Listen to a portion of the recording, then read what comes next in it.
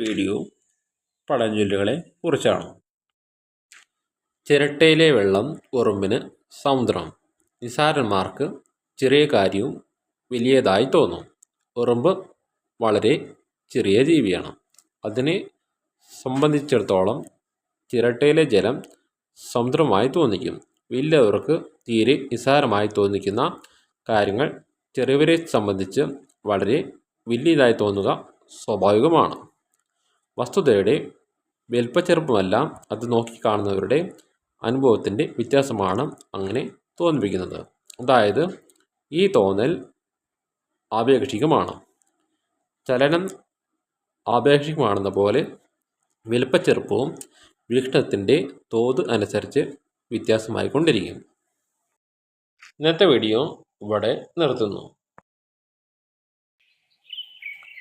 Subscribe, like, share.